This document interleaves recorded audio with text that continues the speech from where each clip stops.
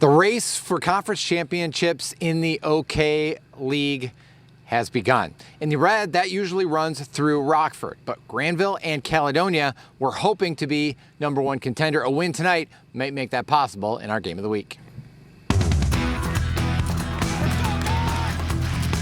When last they met at Ralph E. Myers Memorial Stadium, they combined to put up 91 points 2 years ago. Few less this time. In fact, midway through the second quarter, before anybody got on the board, Mason McKenzie on the keeper, 28 yards. The junior quarterback puts the Fighting Scots up 7-0.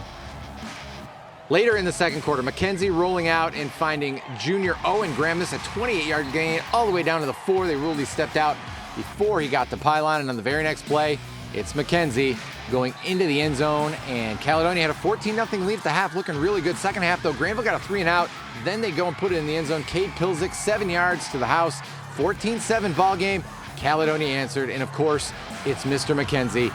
51 yards through the Bulldogs defense, 21-7 at that point. Caledonia goes on to beat Grandville tonight, 24-14, the victory. Mason McKenzie outstanding, 61 yards passing, but really on the ground, almost 200 yards, 3 rushing touchdowns. Cade Pilzik over 100 yards, and the Bulldogs only score. But really, when you look at, we know Grandville's defense can really, or Grandville's offense can really score. Derek Pennington, first-year head coach at Caledonia, as we bring in Brett Paquita, who called the game on 96, won the game. He raved about his defense the first 2 weeks. I thought the Caledonia defense was really good tonight. Yeah, I thought they played well. We'll get into some names to identify for them in a little bit, but I want to go back to Mason McKenzie a minute. I mean, 7 touchdowns he's accounted for in the last 2 weeks. His decision-making, and that's what Coach Derek Pennington talked to us about on the radio show this week, is his composure. He's got speed. He's about a 4.6 guy, 40, and so he's got deceiving speed when he gets out there. But you saw it tonight, the 51-yard touchdown where he just burst through the line. But I love how what he did with the run-pass option of handing off here, you see, or deciding to pull it and go. And that decision, besides also finding his receivers, and he's got some very good weapons on the outside. They didn't have to go to as much of them tonight, but it's that reading the defense, and he's only a junior, folks. Well, the skill players for Caledonia are young. The offensive linemen, which are good, are seniors. But how about that Fighting Scots defense, Brett? Because it's one thing to put a bunch of guys in the box and try to contain that wing T offense, but Grandville's a pretty good passing team for a wing T team. And I thought Caledonia defended the pass as well as they did the run, and that's why they were successful in it. Yeah, Ben Norris, a guy who stood out to me, number 68. They kind of line him up as a defensive end, if you will, outside linebacker.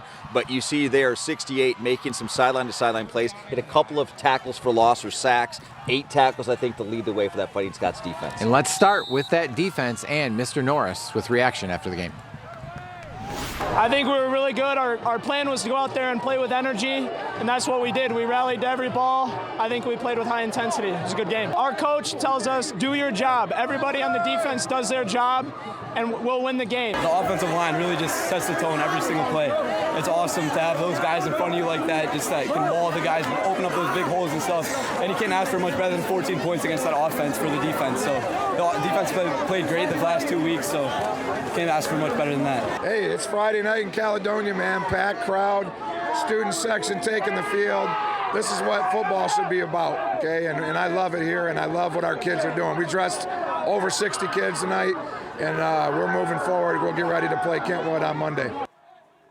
One school town. It's important, and they're excited here. They are. I mean, you saw it. I mean, the student section just went out, did a victory lap around the field, then waited for Coach Pennington to finish up with his players, and then they went nuts. The players were reacting, going over and getting the fans fired up in the student section at halftime. They sang the fight song afterwards. And, you know, it's great to see the traditions, but then they're adding little things that are different as far as Derek Pennington from what they've had in the past with Tom Burrow. But this is just, bar none, a great community, great atmosphere, and if you haven't seen a game at Ralph E. Myers Stadium, you really are doing yourself a disservice. You need to. It's one of my favorite spots in West Michigan. It's only one game, but #1 contender? Yeah.